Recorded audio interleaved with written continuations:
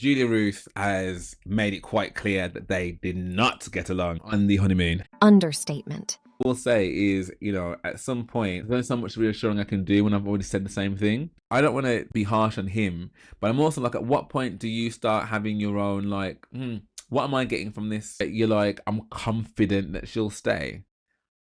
We could have some maybe curt words or something like that, but what we're not going to do is have some blazing argument. I've known you for 8 days. I know you better get out of my face! Out of my face! Out of my face! Now, the juicy one. Let me just moisten up the lips. Sarah and Dean.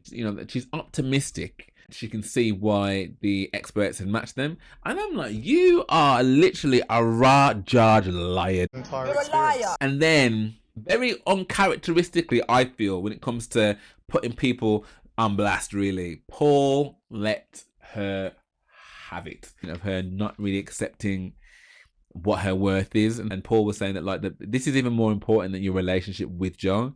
Stephen, and he's like, listen, I don't want people knowing my business, yeah, because the thing is, if that continues, you're going to see a side of me that you're not going to like.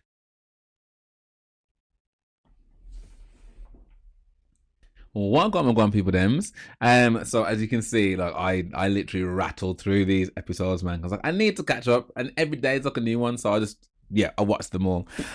So episode 8 picks up from when we left off. So Julia Ruth has made it quite clear that they did not get along on the honeymoon, her and Divani. And it starts off with them being in separate apartments because they had another argument. This one sounds like it was even worse than the previous one, that he was going in on her, even though she was trying to say, look, can we just, can we maybe go to a different room and stuff? He didn't want. He was getting even more intense and more intense, and to the point where, like I said, they're separated. He was like, "Oh, I just feel as though that I kind of sugarcoated, how things had been." Understatement. Is the description of something as having much less of a particular quality than it does. But I think he felt the heat that she kind of threw him under the bus. But again, this could have been avoided by just not being lying. Like you can call it sugarcoating. There's a difference between saying everything is nice now. Obviously, we had a few kind of teething problems, but everything's blessed. That's sugarcoating. You've gone into no detail. You've at least hinted at the fact that things weren't exactly rosy in paradise. But you've moved on. He didn't say that, this is yin and yang, when actually you couldn't get further from that. Like, that camel ride couldn't have been any more atrocious. It was so hard to watch, but yet you're yin and yang. Okay. Nelly and Steve, they're blessed. She's apologizing for getting all emotional the night before, and just I'm sorry to have got like that and stuff. I keep trying to not get like that, and he's just like, look, it's cool, man. He's like, one thing I will say is, at some point, there's only so much reassuring I can do when I've already said the same thing.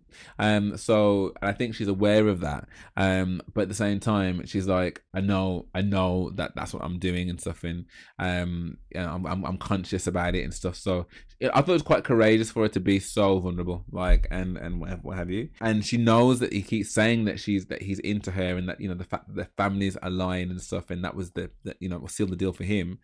But she's like, I just don't know why I can't believe him, which is really sad. Ashley and Grace, they're blessed. Humor is rampant. They're laughing hard. And I really like the fact that when, because she's like, I'm nervous about later, about sitting in front of the experts and stuff. He's like, how do you want me to support you? He's like, usually what I do is I put my arms around someone, I give them a hug.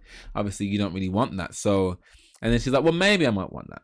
Maybe I might want that. Maybe just play it by ear and see how we get on. But I rate the fact that he asked that question. David is sick. Leah and Lee, Lee's like, I want to know how I can get this wall down. She's like, I boxed myself up so long and for so hard and for so long that I don't know how to go about getting it down in order to feel things again. I just don't know what to do. Waste. She's not really getting anything from him, so she's like, I might still walk. Sarah and Dean, Anita and Paul, she's still woken up feeling the same way. She might still walk today. Like she's just not really feeling it. She ain't got time to waste. She's not really getting anything from him, so she's like, I might still walk. Sarah and Dean, she's still getting the ick.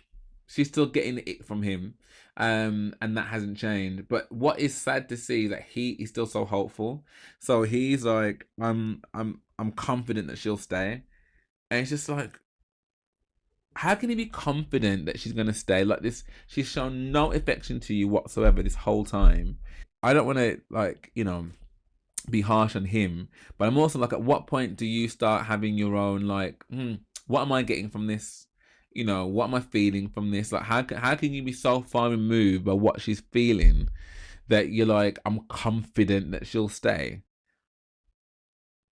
I'm not sure about that. So first up on the commitment ceremony, then you got Grace and Ashley, and they all out. Like, I think it was really good to kind of hear the journey they've been on and how much they understand each other. But then, as it went on, Grace got really upset because of this whole skin touching thing, and she was like, what was I thinking? She's like, what was I thinking about coming on a show like this? Yeah, and this is all about this. It's all about me. This skin thing, like, and everyone just really supported her. Like, he supported her, the experts supported her, and she was like, thank you guys, thank you, man. But I felt for her in that moment, because if you've had this kind of weird thing for a really long time, like since you were a kid, and trying to find someone that you're happy with, that can understand that and be patient, I think that's a big thing for her, that he's been so understanding. So that was really cool. I also couldn't get over Charlene's feathers. Like, I've written here Charlene's feathers. So when she was talking, because she's obviously, everything's red and this kind of like burnt orange thing she's going on, and then she's got these feather things on her wrists, and I just couldn't stop looking at them. I was like, wow, it's a choice. It's a choice. Then next up is Julia Ruth and Divani, and again, they recount the wedding, how amazing that was. It was a vibe, but then everything kind of changed when she got to Morocco, and that things were just a bit dry. Understatement. And there wasn't a vibe, and negative. And then she recounts everything that happened basically on the honeymoon, and kind of what happened the night before, and at the dinner party. And then we find out just how explosive this argument was with Divani, and what led them to have to be in separate apartments and stuff, and the fact that she was trying to get him to listen and he wouldn't listen to her. I don't know, I've written here, sounds disgusting, and he's not denying it. Arguments are never great, do you know what I mean? But I just can't imagine having an argument with someone this early in that makes you feel like you've got the right to come and stand up in my face, or to go on. Like, you can tell me that, we can have some maybe curt words or something like that, but what we're not going to do is have some blazing argument where you're standing up in my... I've known you for 8 days. Mind. I know you better get out of my face.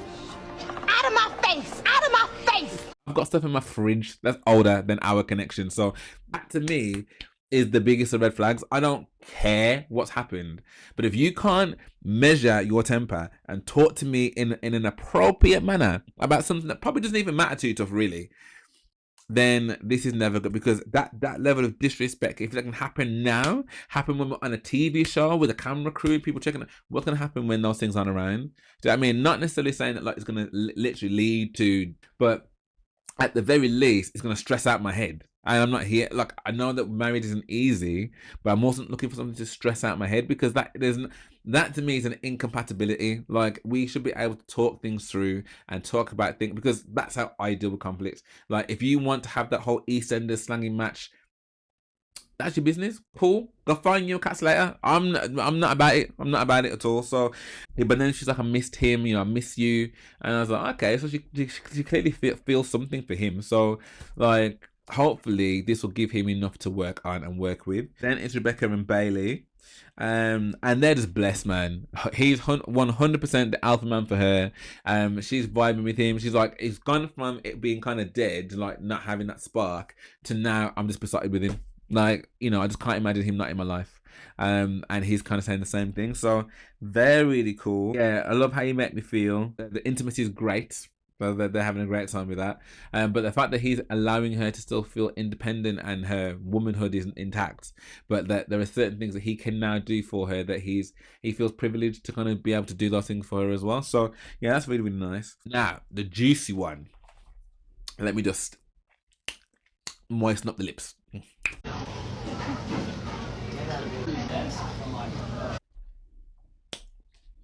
The juicy one. Sarah and Dean. I like how they did this, I like how they did this, because it was the calmest, warmest welcome on that couch. Yeah, really talking about their experiences, like really wanted to get there. So they're talking about the wedding, and they're asking Dean, like, what did you think and stuff, and he's like, yeah, I was a bit nervous and stuff, but actually when I saw her, I was just like, wow, this is a girl that I would like to touch, and I happy marry, like, yeah, like I like her. Ask her the same questions, what did you think? She gulps some air. Bearing in mind as well that everyone else knows Wagwan, and the experts know Wagwan too because they saw it, right? So she's like, yeah, look, I'm gonna be honest, okay? Like, I'm gonna be honest. My usual type that I look for, and this is what I mean about her not being embarrassed that she keeps giving this depiction of her, of what she's expecting to see. So not just what her usual type is, because that's a different thing. My usual type is blah, blah, blah. What I expected to see. So I've had how much screening and expert time, yeah, where they've spoken to me already in depth and at length about what it is that I have had before, what's not worked. I've spoken to them at length about it, but what I'm telling them right in this moment is what I expected to see at the end of the aisle. Tats, tanned, just come out of jail. And Paul's like, but do you remember though that these are the things that you've been with before, and actually these are the things that maybe you wanted. And then Dean's like, but not what she needed. I've told her the same said thing. That's what I said. I'm the husband that you need. She's like, look, I don't want to hurt your feelings. I just don't have that physical spark. And then Paul's asking Dean, so how did that make you feel when you're on your honeymoon and stuff, when you're being told that, like, you don't have that physical attraction and stuff? And he was like, yeah, I guess I was sad. I felt sad, and I felt like I was kind of that fat kid back at school and stuff. And she and he kind of bypassed that comment, and Paul brought him back and was like, no, let's just sit in that feeling a second, because you're very good at like just bypassing how you feel. He's like, that you talking and touching them on like a childhood memory, that this is taking you back to that. Like, why do you think it made you feel that way? And he's like, because it's rejection. It's a rejection of who I am and what I am, and and that she's not, that she's not interested in me. But what she was saying was that, that she's optimistic, yeah, and that she can see why the experts had matched them. And I'm like, you are literally a raw judge liar. You're a liar. You're a liar. You're a liar. You're a liar. Oh my God. Because you sat down there talking about how you need to understand why they put you together. That's what you said. And then when you sat on that couch with them the night before, telling everybody that would listen, there was nothing about optimistic. It was all about there is nothing going on, not even the rent, nothing going on. So how have you got from nothing's going on to this Care Bear, yeah, to now all of a sudden I'm optimistic and I totally get why you put me. Anyway, so then when they were talking about obviously the rapping and stuff and the singing and the whatever, and how that kind of irks her a little bit, and how she's kind of said to him, can you not do that? And he's he's done that, and they're like, okay, so he's modified his behavior for you. So you've said you don't like something, and then he's changed it. Okay, so what behavior are you modifying? You could have heard a pin drop. You could have heard the smallest pin drop. Oh, I don't know, because you haven't changed nothing. You haven't changed anything, because in the dynamic that you're seeing here, you are the prize. You are the prize. So why has the prize got to change anything? I mean, you ain't gonna change nothing. And it was so good to see that moment, like dropping her head to, like, actually. And then Dean, just being his green emerald flag self, is trying to, come in and rescue her. And like, oh, da. And Paul's like, with all due respect, Dean, this is just another testament to how good you are, how a nice person you are, and that you're trying to help her to, like, see what kind of things she's changed. And the reality is she ain't changed nothing.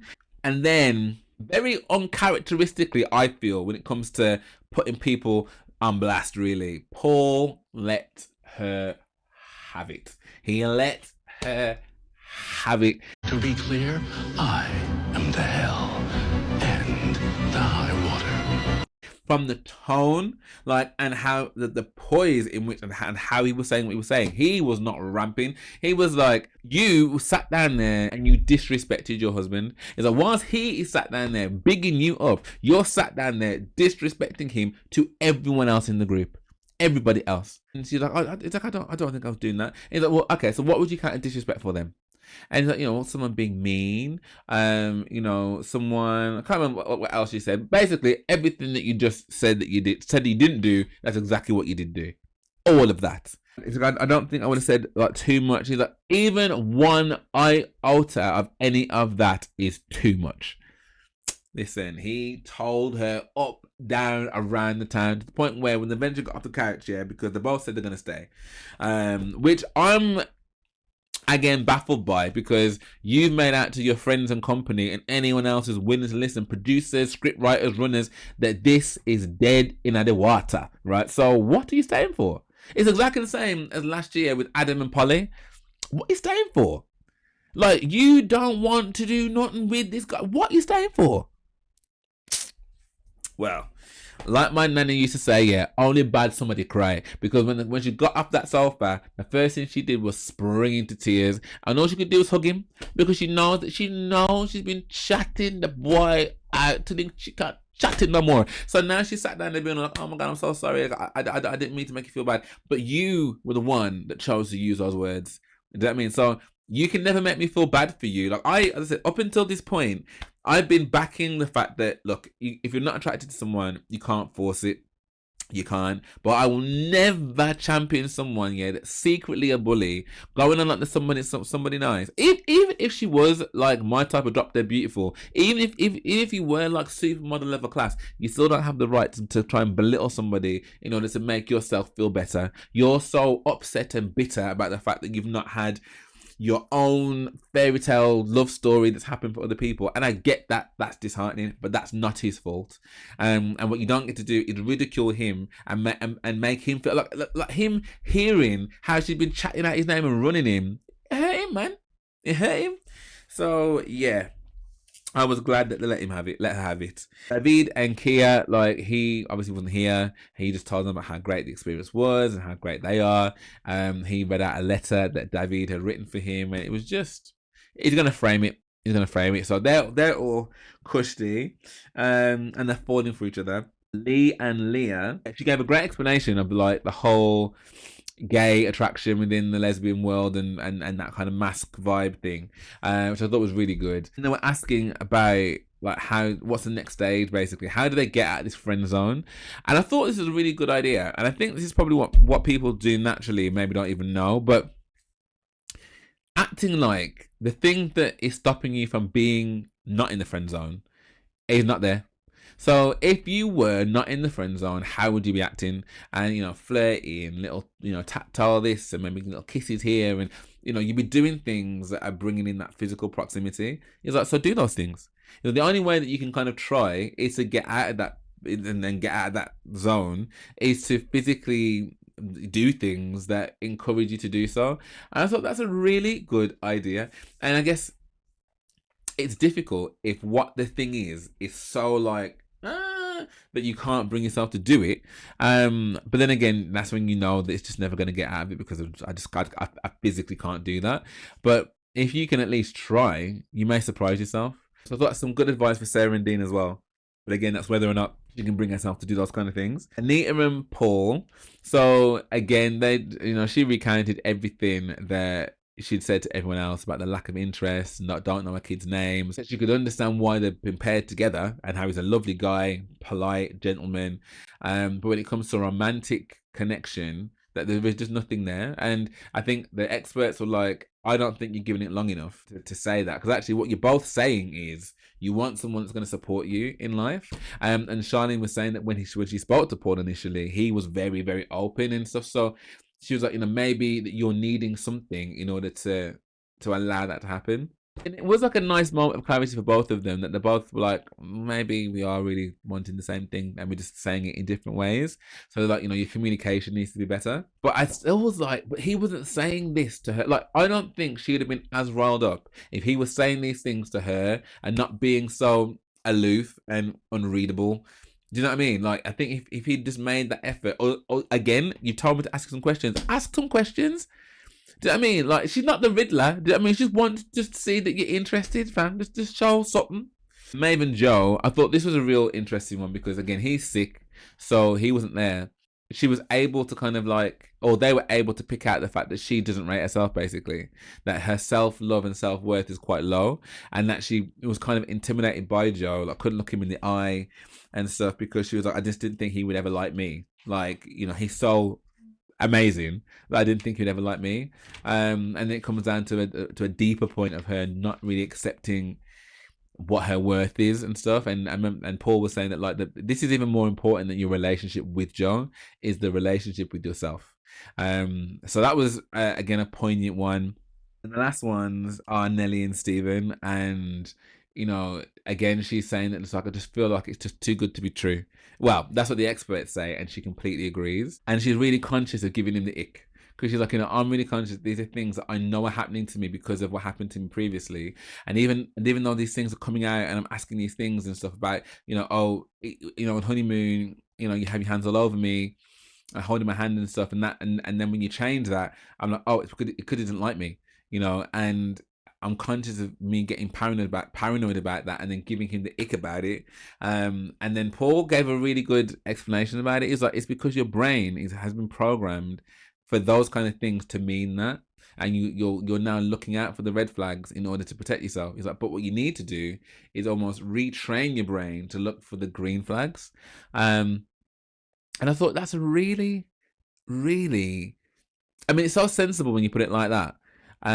But I guess when you're in that, you know, that fight or flight mode of just wanting to protect yourself and not wanting to be hurt again, you don't even allow yourself the space to think about green flags. All you're thinking about is every little thing which could maybe indicate that the same thing's going to happen again. And because you know how awful that pain is, the shame, the embarrassment, just the emotional damage, like you just don't want it. So you're just looking for anything to just offset that from the get-go. But I thought that was a really good tip. Really enjoyed the episode, and it was nice to see them all be so vulnerable. It was good to see the experts providing pressure where they needed to provide the pressure too. Really, really hopeful for some of them. Preview. So I remember this preview. I remember the preview for this one. There's definitely some beef that's been a brewing with Stephen, and something that's gone on with someone said something to well, it looks like it was Kia that said something to him about Nelly, and he's like, listen, I don't want people knowing my business, yeah, because the thing is, if that continues, you're gonna see a side of me that you're not gonna like.